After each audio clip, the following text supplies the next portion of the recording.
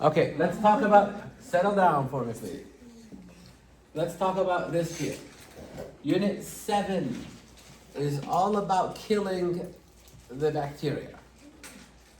So we're going to kill them with chemical agents. We're going to kill them with physical agents, with gas, all the different things that we can use to kill them. Yeah? I have a question about that. Oh, already? Okay, go ahead.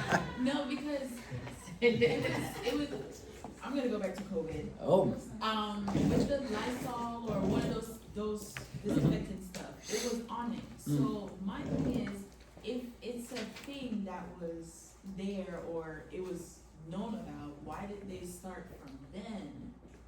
No, I'm not getting your question. What do you mean it was on it? What is Like on it was on the old, like something that it could used to kill. When you wipe the surface, it kills. So on the container, right. it told you that it can kill COVID? Yeah, and then... And this was pre-COVID. Pre-COVID. Right. Yeah, So COVID has been around all this time. Exactly, so why is it that when it happened, you guys come up with a vaccine? Just don't blame me for it. I didn't do anything. This guys. No, what's that? Instead of COVID. make it, you know. Yeah, the coronavirus, there are different strains of Right. and it's been around all this time. Right. It's just that this one, Okay. that particular one, became problematic for humans.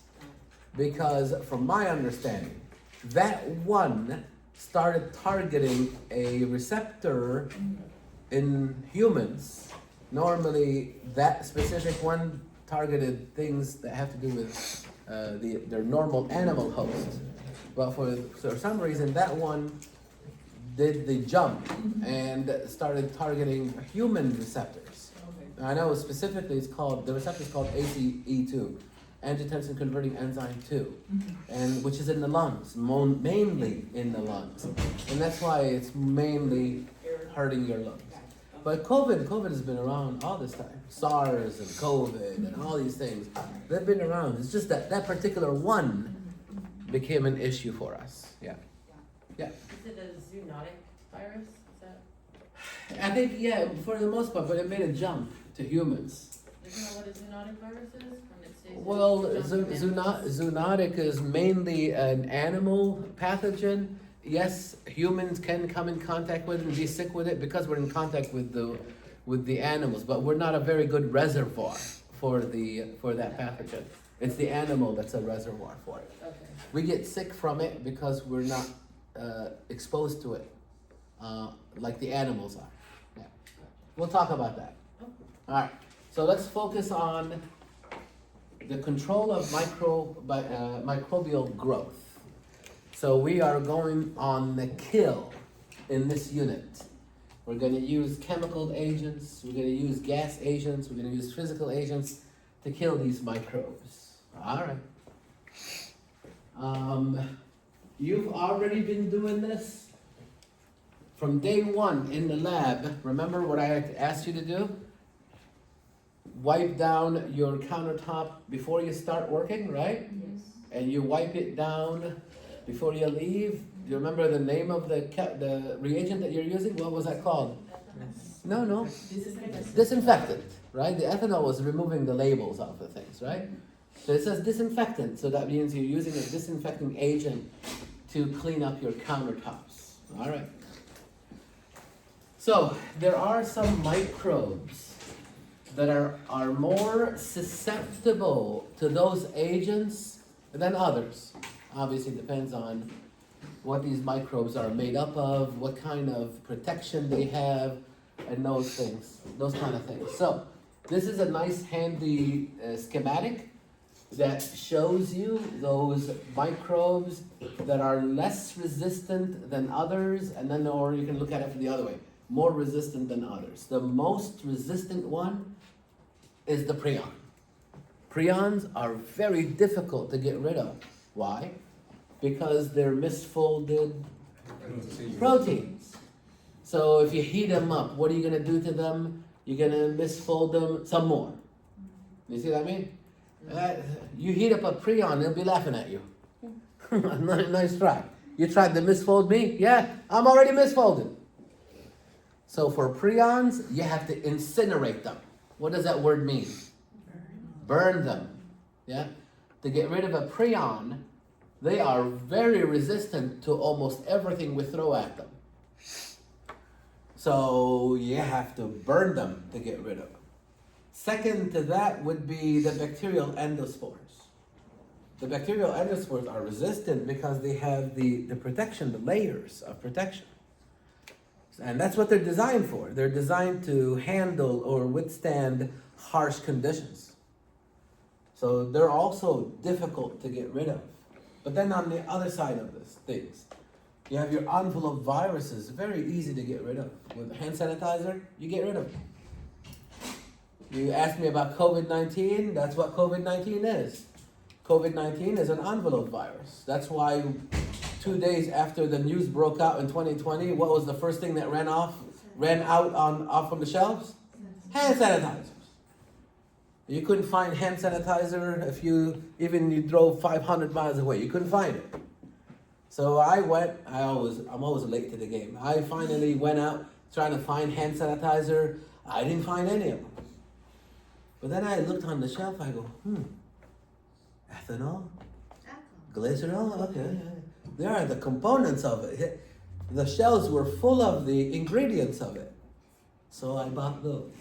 And I made a whole gallon of it. I was the only one that used it at my house. My children, no, they didn't even trust that. And they also told me, it smells bad. Well, I don't know about that secret. The fragrance that they put in there, that's a secret. They will never tell you which fragrance to use and how much to use. That's part of the secret, right?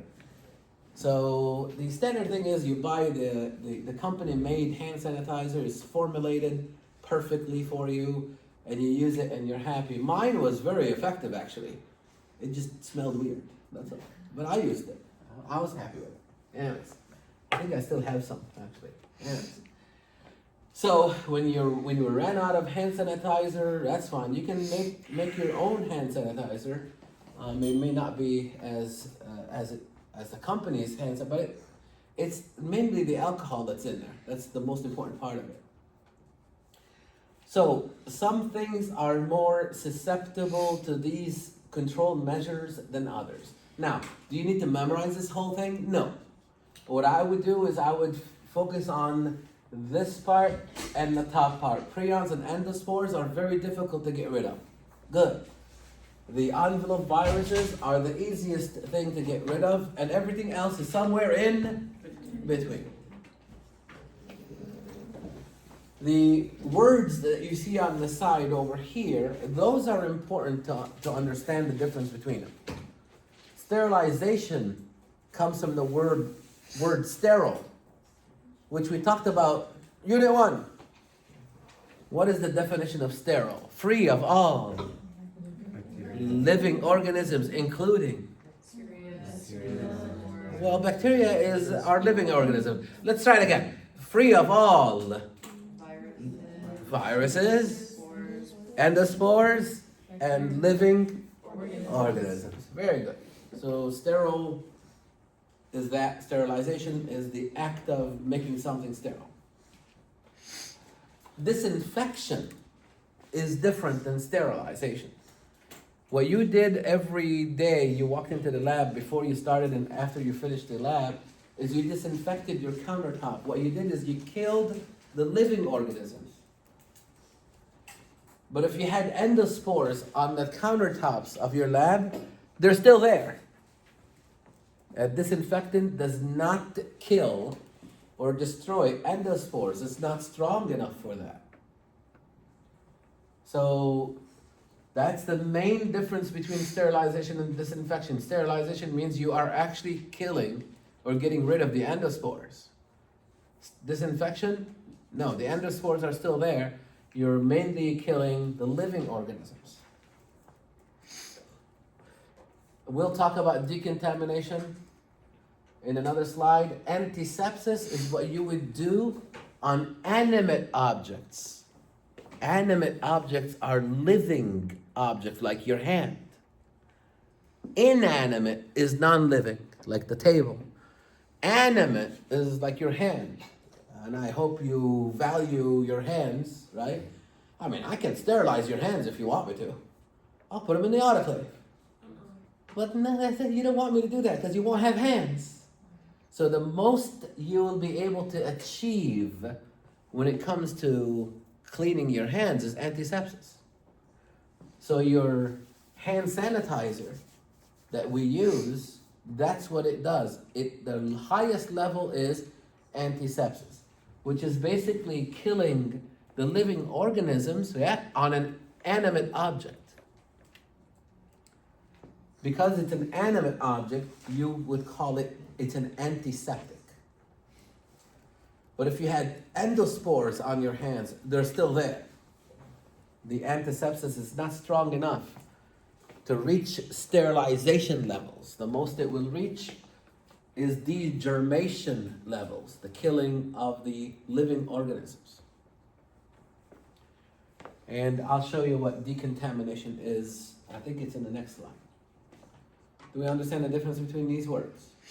That's important to know because you'll see in a lot of the slides, it tells you on the bottom what this agent can achieve. This agent can achieve sterilization. This agent can no more than disinfection or whatever, or is an antiseptic. So you gotta know these words to make sense of the other slides. Oh my God. I know. Once you see, oh, and he made it yellow too, to make it stand out really good. Listen to me. Unit 7, listen carefully. Unit 7, I tell students, look at Unit 7 in this way. It just makes sense. And you'll know what I'm talking about when by the time I'm done with this unit, okay? When you look at this slide, you don't have to go panicking. You really don't even have to study this slide. Why? Because the information on this slide just makes what? Sense. Let me show you. Let me explain to you. I'm going to use your common sense. If you go to war, I hate talking about war, but I will use the analogy of war because that's what this is. You know, when you're fighting bacteria, that's no different than you going to war. You're going to war against a bacteria, right? Bacteria. But let's say you are going to war against one of two possible countries there. One country that only has 10 soldiers, and another country that has 100 million soldiers. Who are you going to have a harder time to defeat? Yeah, common sense. The 10 soldiers, you're done in 2 minutes. Am I right? Yes. The 100 million soldiers, oh, you're in it for a while. And you may not even win, right? It makes sense. So now let's look at an infection or a contamination. Now, a contamination. This countertop has 10 bacterial cells, yeah? And this countertop has 100 million cells, yeah? And you have this reagent in your hand. This is what the question is asking you now. How effective is this reagent? Well, it depends. How many soldiers am I fighting? You catching that? One spray on this countertop, oh, I'm done. Am I right? And this one, I'm gonna have to work on it, right? That's the idea. Does it make sense? Yes. Common sense? Good, so I got the first one covered. The next one says, the nature of the microorganism. So it will say, for example, the bacteria itself that you're trying to get rid of, yeah? Is it resistant to the agent that you're using? So the chemical that you're using, you're spraying it on the bacteria thinking that the chemical is going to kill the bacteria. Yeah. But what if the bacteria says, not me, I'm resistant against that chemical? Then are you going to have a harder time to kill it or an easier time? Yeah, harder time. It just makes sense. Good. How about if the contamination is a biofilm? Will that be easy to get rid of or hard to get rid of? Hard, because it's a biofilm. It's sticky, right? It's protected by the biofilm, am I right? But it's also a community of bacteria. Remember a biofilm? A biofilm is not just one bacteria. A biofilm is a community of bacteria that work together against you. Am I right? Do you remember what that was called? No? Synergism. Starts with a Q. Quorum? Is it quorum? Quorum sensing. Very good. So the bacteria, they're not just one type of bacteria. There are multiple kinds of bacteria that's a community. They work together against you. So they know what they're doing. They're very difficult to get rid of. So again, if it's a biofilm, will you have an easy time or a hard time? Hard time to kill. Okay. How about this? If the reagent that you're using, its effectiveness depends on the temperature and or the pH. So let's say it's effective at pH of 7, let's say. And the contamination happens to be pH of 3. Will I have a hard time killing the bacteria? You catching it? The reagent is effective at pH of 7, but in the contamination, the bacteria is secreting things that make that environment pH of 3. Will I have a hard time killing the bacteria? Of course I will. Same thing with temperature. If the reagent works at a specific temperature or within a temperature range and you're not providing it that range, then the reagent will not be effective. Am I okay so far? And I'll tell you how you're going to approach this question on the exam. But let me go through the content here. The next thing is the concentration of the reagent. Let's figure it out. If I'm using 1% solution versus 10% solution, which one do you think will have greater killing power? 10%. Because it just makes sense. Yeah. Did you see it on the slide? No. You don't see anything on the screen. You just made that decision that 10% obviously will be more effective than 1%. Of course it will. But now you have to worry about something. You have to worry about the countertop that you're treating. Let's talk about it. Acid, for example. You can use acid to kill things, yeah. 1% acid, okay. 80% acid, okay. Who will work better? 80% at killing, right? Okay, let me drop 80% acid on the table here. Oh, I killed. And the table, there's a hole in it. But I killed everything. You have to worry about what surface are you treating. So, of course, you can dump acid on the table and kill everything. But then you won't have a table. You see what I mean? So people working in the food industry, for example, if you go back to the kitchen normally, what kind of surfaces would they have? What? Stainless steel. Because they have to abide by the rules so that they can keep their license, right? I mean, when the inspector comes in, they can come in at any time. The inspector can check and see how clean they are. And they have to abide by the rules, and they want to stay open. And they want to make sure their countertops are clean, so they're going to most likely use harsher chemicals than normal.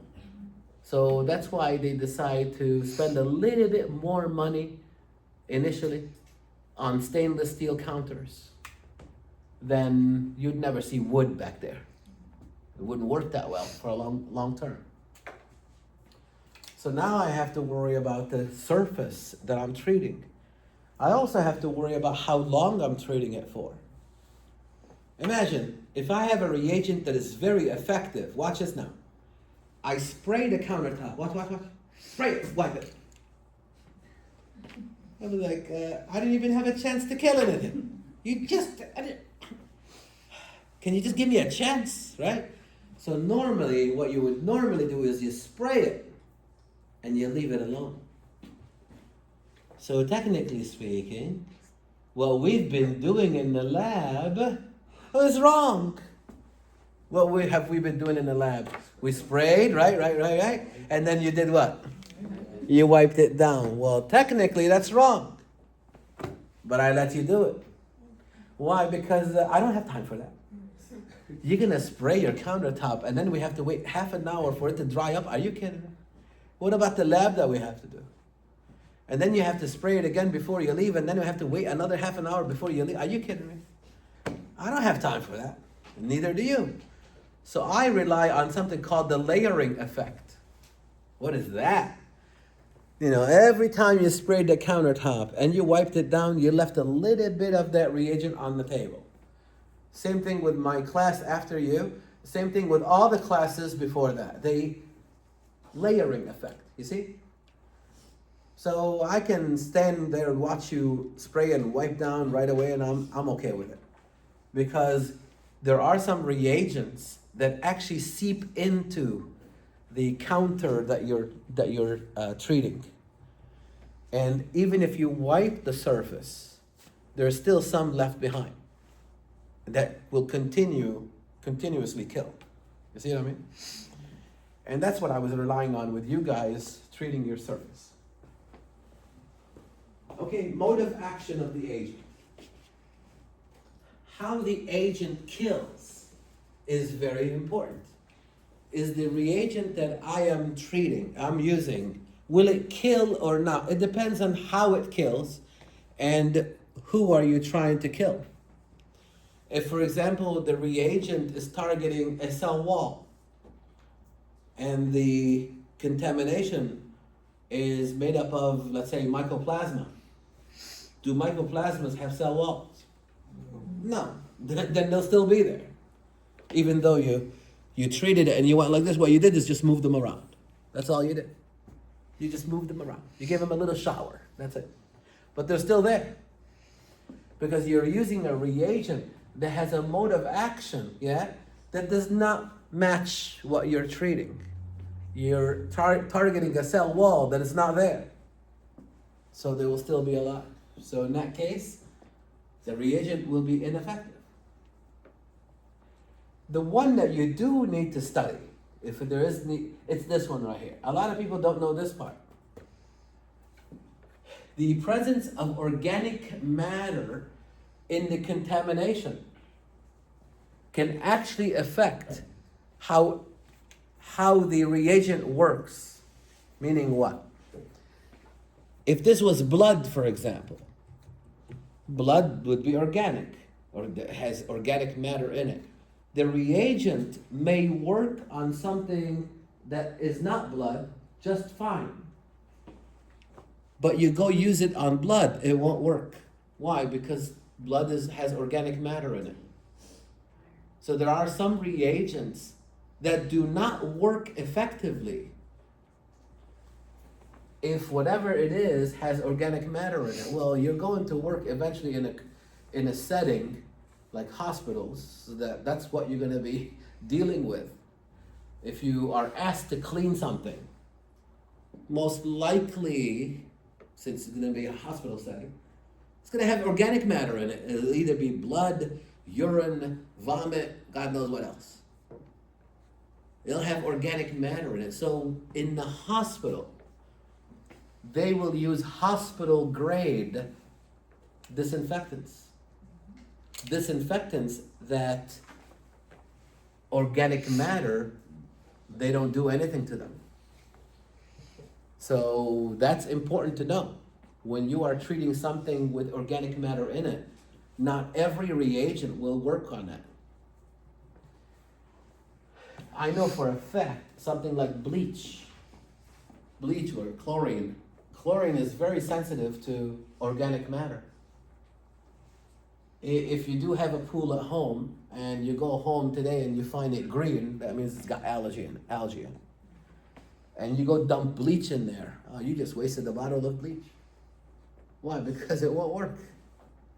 The organic matter in the water, will prevent chlorine from working effectively. So the better way of approaching this is you got to get rid of the algae first.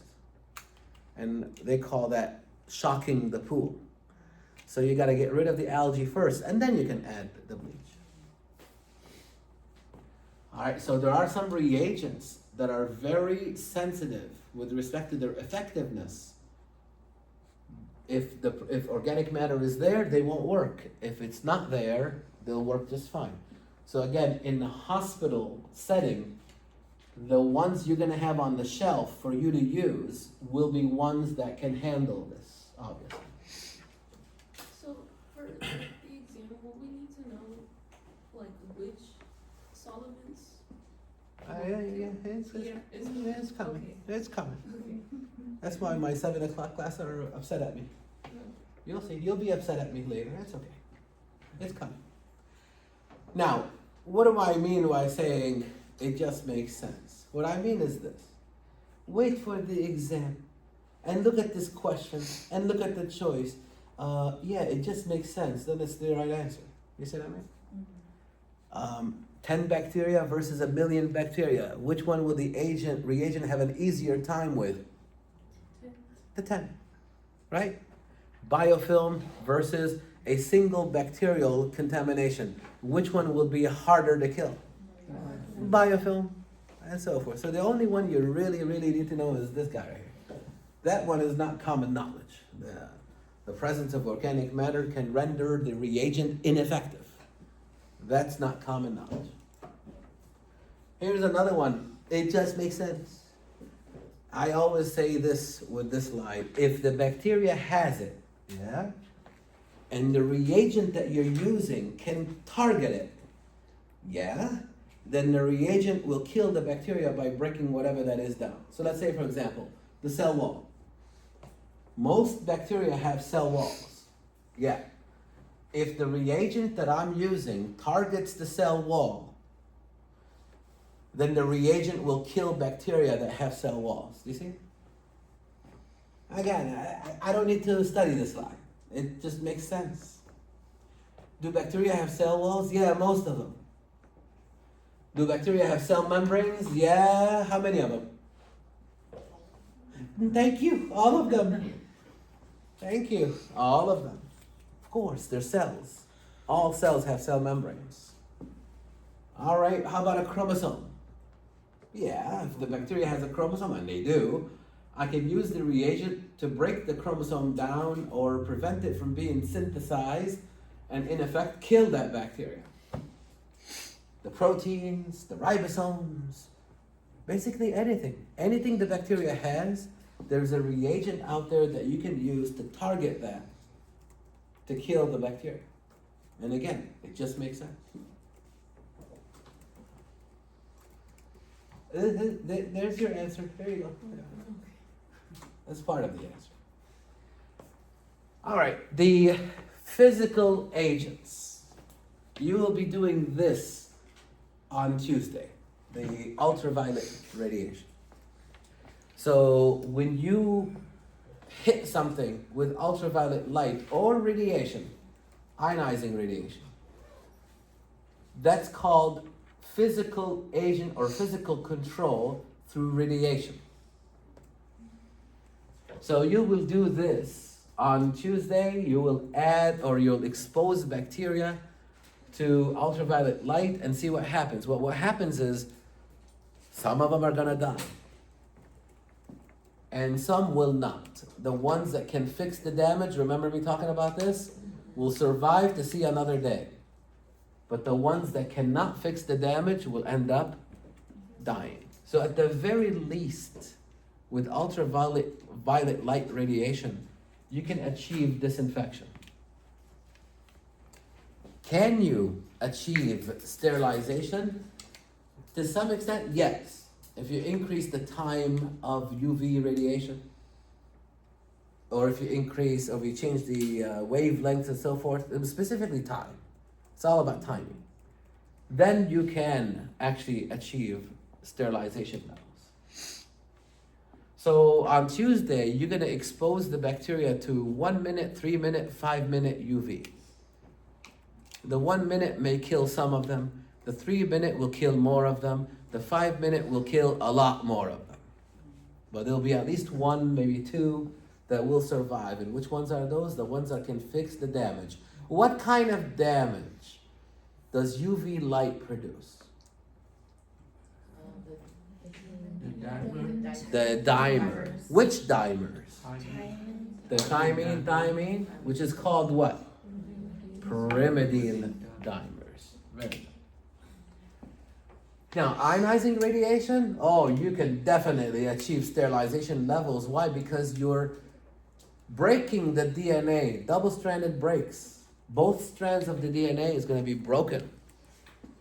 With ionizing radiation like X-rays and gamma rays, you can definitely do serious damage to the bacterial chromosome to the point where the bacteria obviously will die. So in effect, you reach sterilization levels. All right, the next type of physical agent is simple filtration. Now, let me ask you this question. Hopefully you say, yes, I know. Do you know that your air conditioning at home has a filter? Yes or no? Yes. Oh, thank God. Otherwise, go home and change it. Right? Yeah, you should actually change it once a month. That's what they recommend. Yeah, I do it once every 3 months, actually. But they recommend once a month. Then you go to Home Depot, right? And if you go to Home Depot, you might find me there standing in the air filter aisle, wondering, which one do I buy? Because you walk into that aisle, I don't know if you've ever done this before, do it one day. Walk in and you'll see, oh, $2 filters, oh, $2 filter. That's so cheap. And then you keep walking, and your mouth will start dropping by the time you get to the $50 filters, whatever. Oh, then I backwards, right? Walk backwards. But then I'm wondering, what do I do? You'll normally find me around the $25 range. So the idea is this: you take the $50 filter and you look at the label on it, the descriptions or whatever. They tell you what it actually filters. All the things it filters. Wow, look at that. It's a laundry list of things. That's why it's $50. The pores are very small. Very few things can fit through there. And that's the whole idea. That's why it's expensive. But you will never find me buying that one, right? It's too expensive.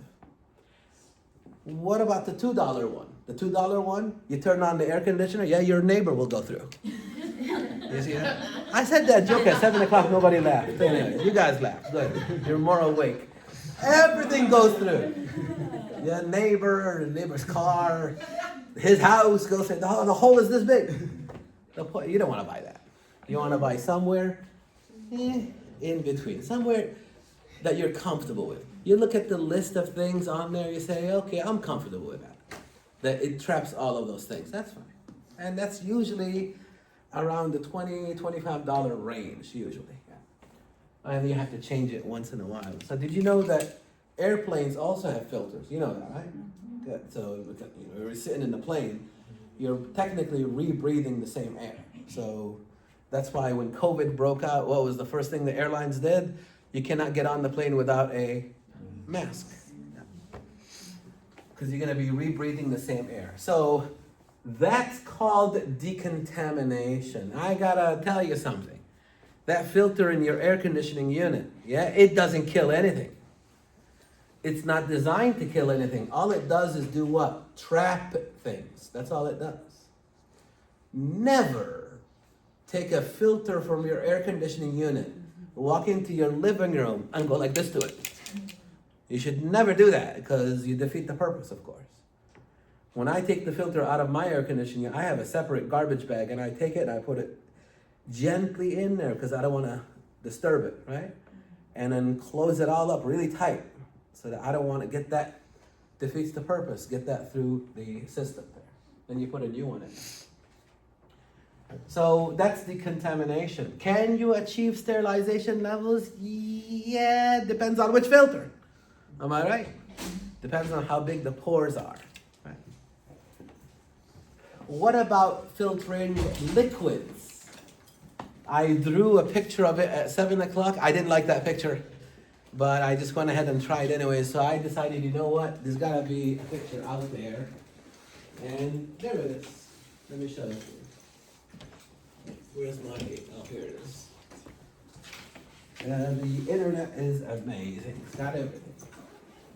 So, hang on, it works. Where is it? It is right here. There it is. This thing brings back memories for me. My research years, right? In research, what we sometimes do is this. We make a solution that cannot be autoclaved. But I want it sterilized. But yeah, I can't autoclave it. Why? Because the autoclaving changes the chemistry of the solution. But I have to have it sterilized, because if I don't, it'll contaminate everything. So what's the solution? This guy. It's a filter. Look up here. This thing is not cheap. I'm telling you, a couple of $100 a piece. It is not cheap. Single use. Can't use it multiple times. So obviously it's a container with another container. This container is autoclaved. This container is sterile. Your solution will finally end up here. So you make the solution, and then you put it through here, and there's your filter right here, and there's a vacuum line. The vacuum line will suck the solution through. And there are very tiny, small pores. Not even viruses go through there. That's pretty good. And that's why they're expensive. And I remember initially the solution moves really fast. But once the pores start clogging up, now the rest of this can take several hours to go through. Right? Like any filter. Eventually they'll go through. That's why you put it through a vacuum line. And now you have it, you take this off and you cap it. And you'll have sterilized media without autoclaving it. And they, of course, come in different sizes and varieties. They have bags that do that if you go camping. Do you think that water is sterilized that way too? There are some things like that for camping. Yeah, it's like a bag. I mean, yeah, I mean, it would be better than just drinking it, right? Right. It's gonna filter things. Now, will it filter everything? It depends on the pore size. Usually the pore size that are used over here, now you're testing my memory. I think, if I remember right, 0.2 microns. 0.2 microns, that's a small, for water that's like, has a lot of stuff in it, within 2 seconds, you're already clogged up all your pores. You see what I mean? So you're gonna sit there waiting for it to filter, it's not gonna filter. Why? Because they're all clogged up. Because it's got too much sediment in it. So you almost have to kind of like filter it, and then filter it again, and then filter it again. And once you get to a point where you think it's clean, yeah, then you filter it with one of these. Because by that time, you're trying to filter out microorganisms, right? A lot of things will filter out the dirt and stuff like that. And anyways, you're not gonna drink something that has mud in it, right? The concern is that what you think is now clean, is it really clean? You won't know, because these most likely have microorganisms, amoebas and all that. This guy will filter it out. So take one of these with you if you need to. Yeah. If you can afford it. Right. Wouldn't you need a vacuum? Yeah, you would. Yeah, you would need a vacuum. There's some kind of thing, it's like kind of straw. So basically, it goes from the contaminated water straight to your mouth. It's like a straw. It's this thick, and then you just drink off of it. Yeah, again, it depends on the pores. It depends on the pores. But How then big you it told me the pores are so small that it shouldn't move that fast because Yeah. you know. Well, you're moving it yourself by sucking it in. Yeah. Oh, they'll invent everything for you, anything for you, as long as you buy it. They'll have it for you. Dr. Saad, Yeah. so what does it, so when it says can sterilize heat sensitive solutions, that just means, Yeah, that's what I'm talking about. okay, The media that I used to make, you can't heat it. you cannot heat it, because this is usually for tissue culture. So when you prepare the food for tissue culture cells, it is sensitive to the heat in the autoclave. Okay, so So if I can put it in the autoclave, but it will not have the same chemistry. So it will not work well as a media for my cells. So but I still need it sterile. So the only alternative is to use that filter unit. Okay, when we talk about osmotic pressure, we're talking about physical agents like salt and sugar. When you add salt and or sugar to something, you're basically doing it for like food preservation. You're drawing out the water. Remember, salt would be hypertonic. That means water will leave or enter the cell. It will leave the cell. You're basically drawing out the water from the cell, plasmolyzing it. So it will not be effective, and in effect, that's what they use for, at least in some cases, for food preservation. Desiccation is also drawing out the water, but that's through drying. So desiccation is removal of water through drying, and in effect, the enzymes will not be active anymore. A lot of the enzymes require water for them to stay active. Well, if you're removing the water, then they're no longer active. Also used in food preservation. The last physical agent on this slide is the temperature. And you already did this. Every time you heated your lube, what was that? Incineration. You were burning that lube in the flame, am I right? And it turned orange red, right? That's incineration. And what did I used to tell you? I said, sterilize your lube. So incineration achieves sterilization levels. Yeah, incineration definitely will achieve sterilization. But listen to this now. That's dry heat. I need to tell you this. It's very important.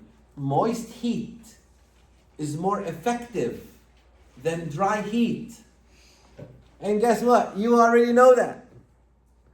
Let's say, for example, you're cold. You decide to sit on a chair under your vent and you turn on the heater because you're cold. 2-3 hours later, you'll realize something. Yeah, you're still cold. Even if this part of you is warm, the backside of you is cold. Why? Because the air is not getting there. Dry heat is not as effective in warming you up than moist heat. And I'll explain to you what moist heat would be like. But if you're sitting on a chair underneath a vent that's producing heat, it's going to take you a while to warm up to the point where you tell someone, hey, can you increase the heat? Because I'm not getting enough heat. Hang in there for me. So you would have to basically sit there for a long time, keep turning to make sure you warm up or increase the heat. Sit there for a long time or increase the heat. And that's what you would have to do with this. For dry heat to be as effective as moist heat, you would have to increase the temperature or increase the time. Moist heat, however, you don't need that much time and you don't need to increase the temperature. What would moist heat be equivalent to you? Jumping in the jacuzzi. You have a hot jacuzzi running. Yeah, you jump in there. Within a minute, you're already overheating. Why? Because the water is touching every millimeter of you compared to you sitting there under a vent. Are we catching that? Moist heat is more effective in killing than dry heat. Can you achieve the same level of killing using dry heat? Yes. But you have to increase the heat and you have to increase the temperature and the time. So what would take you 3 hours here would take you 20 minutes here. What would require 300 degrees here may require 120 degrees here. Do you see what I mean? All right, you raised your hand. Tell me. So, is that why in Florida it feels so hot because of the humidity in this month? Yeah, that's a different story. The humidity causes a different problem. The humidity prevents you from sweating and evaporating. And the evaporation is required for you to cool down. It's, you don't cool down because you're sweating. You cool down when your sweat evaporates into the air, right? But it will not evaporate into the air if there's already water in the air, and that's humidity. If there's a lot of water in the air already, you will still sweat, but you will not cool down. You have to sweat, and your sweat has to evaporate. Then you can cool down. Sometimes when we get out of the shower, you have water on you, right? And you feel cold. Why? Because the water on you is already evaporating, and it's sucking the energy out of you. And that's why when you get out of the shower and you're still wet, you feel cold. Yeah. That kind of reminds me, I had this teacher back in the day tell us, like, if you were, say you just got out of a run and you're super sweaty and you're soaked and you want to cool off, would you get cooler faster if you took your shirt off? Or would you cool down if your shirt, only if your shirt was completely soaked and it was wet, would it actually cool you down faster if you kept your shirt on, because the water in the shirt is better at pulling the heat away than the air and the environment would be at evaporating in a way. So is The water on the shirt has to evaporate and take the heat with it, and then you'll cool down. So the shirt would have to be drying. Yes, as it dries up. Now it depends. Is it drying up from the sun energy, or is it drying up by drawing energy from you? If it's drying up from the sun, no, you'll still be hot. But if it's drying up because it's pulling energy from your body, that's a different story. Then you're cooled down. The water that's evaporating on your forehead is evaporating not because of the energy from the sun hitting it. No, because that's not going to help you. It's evaporating when it pulls energy from your body to evaporate. Now you feel cool. So it has to leave air. It has to evaporate by absorbing the energy from your body. That's what's causing it to evaporate. Then you'll feel cool. Because in Gen Bio, chapter 3, we call that evaporative cooling. But it has to evaporate off of your body, not from the energy from the sun hitting it. Gotcha. Okay, so moist heat is more effective than Right. dry heat. Very good. So this guy named Louis Pasteur, I mean, I don't know what he did not do. This guy did everything. His name is all over the place, including this guy here, pasteurization. He was the first, one of the first ones at least, that said, boil it. That's it. That's all he did. Boil it. And when you do, put my name on it. Pasteurization. You see what I mean? So we do that, for example, for things obviously like milk and beer. There we go again. So we also do it for beer as well. You have to pasteurize milk. You have to pasteurize beer. For the companies have to do that before they bottle it up and sell it to you. There are set guidelines that say you cannot sell this milk unless the number of living microbes in there are below this number. Then you can sell it knowing that it'll take a little bit of time for the bacteria to multiply and spoil the milk. Hopefully between that time, you bought it and you drank it. You see what I mean? So that's pasteurization. Boiling is really no different. This boiling here, you might get an alert on your cell phone. Hey, we had a water break, main break. For the next 48 hours, boil your water. So when the pipes break down or burst, whatever, and they think that the contaminated water reached the drinking water, they recommend, obviously, for you to use either filtered water, buy water, or boil your water before you use it. And they typically last for a day or two, and then you probably get another alert that everything is safe. Tyndallization can reach sterilization levels. Why? Because look at that. Repeated, you're doing it multiple times. Repeated steaming for 20 minutes for 3 days with 24-hour incubation in between. Again, this is for food storage. So you're not treating it once, you're not treating it twice, you're treating it multiple times over a long period of time, and that kills everything to the point where now you can store it long term without worrying about anything growing in there. Is that what people do when they're fermenting? Where are you? Right. Yeah. Is Okay. that what like people do when they're fermenting or like putting stuff to like? Now this is not fermentation. No. You're talking about pickling. Pickling is acid preservation. Pickling is like acidic acid, like vinegar. That too you can use, but that would be a chemical agent, not a physical agent. So what's really the difference between boiling and pasteurization? Not much. It's the same thing. It's really the same. Yeah. Not much. Is it like a temperature difference? No, boiling is boiling. Boiling is boiling. Yes. I mean, if you're boiling water, then it boils at 100 degrees, right? Depends on If you're doing, well, if it's pure water, if it's just water, it's 100 degrees, right? If you're boiling milk, it's not going to be, I don't know what temperature milk boils at, but I don't think it's 100 degrees. I think it's less than that because it's not water, it's a mixture of things.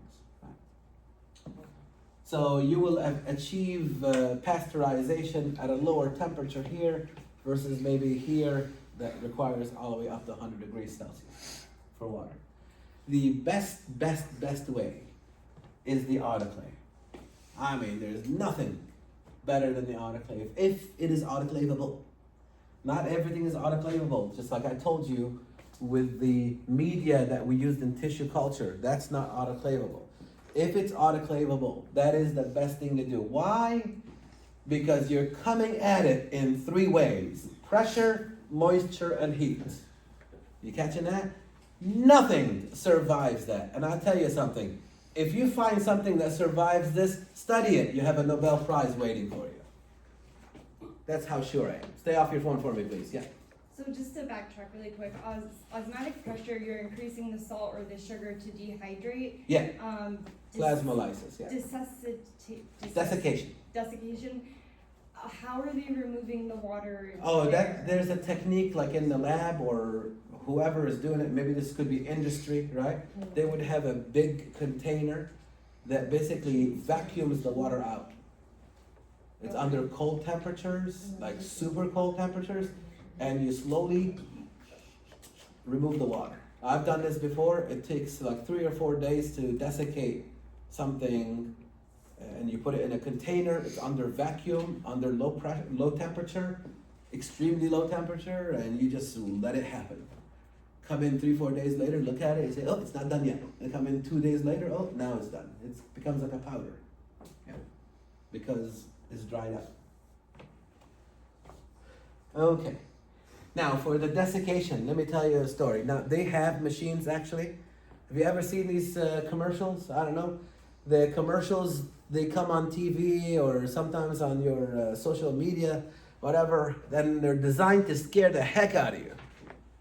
And they say like this: when everything goes bad, everything like what? Like nuclear war and all that stuff, the desiccator will save your life. They're just trying to tell you a $70 machine. You have to plug it in. So when everything goes bad, where are you going to plug that in? Right. I mean, it makes no sense. But they got you to buy it. They know for a fact that when everything goes bad, what are they trying to do? They're trying to sell you the desiccator so you can dry your food, right?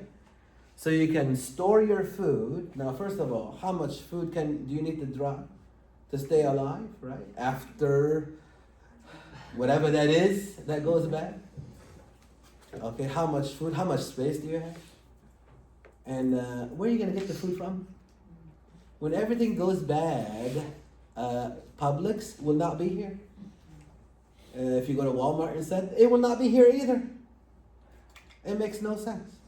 They're expecting you to take your food, yeah, dry it up, store it. How much can you store? Okay, let's say you store enough for January. Okay, January goes by. How about February? How about March? But they got you to buy it. You know the better thing to do is to learn how to garden things, how to grow things. So when everything goes bad, yeah, you grow tomatoes. You grow whatever you need to grow. You see what I mean? So you might, it's better to learn how to do these things than rely on a $70 machine, yeah, that you can't run because there'll be no electricity. When everything goes bad, yeah, there'll be no electricity either. I know, solar power, yeah, sure. So they're trying to scare you. So look for that commercial. I get it, I see it all the time, I don't know why. And I'm like, these guys, they're trying to scare you, literally, into buying this desiccator, food desiccator. Now, there is use for it, but don't buy it on the understanding that it will save your life after, God forbid, nuclear war or whatever. God forbid. That is not. It's better to learn how to do things, to be self-sufficient and independent of these things. All right, do I have everything covered? I think I do. Oh, by the way, low temperature. Low temperature tends to be more bacteriostatic. That means it prevents the bacteria from multiplying. So something like, for example, when you buy milk, you put it in a refrigerator. What that does tends to hold the bacteria from multiplying, at least at a fast pace. They're still multiplying, but they're multiplying at a much slower pace than they would if you left the milk outside.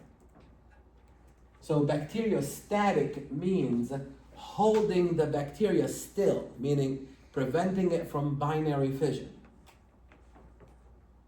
Bactericidal, can anyone tell me what you think that means? It's killing. So there are some things that we'll talk about that are bactericidal, and there are some things that are bacteriostatic. Bactericidal means killing bacteria. Fungicidal means killing fungi, right? Versus bacteriostatic, meaning preventing them from binary fission.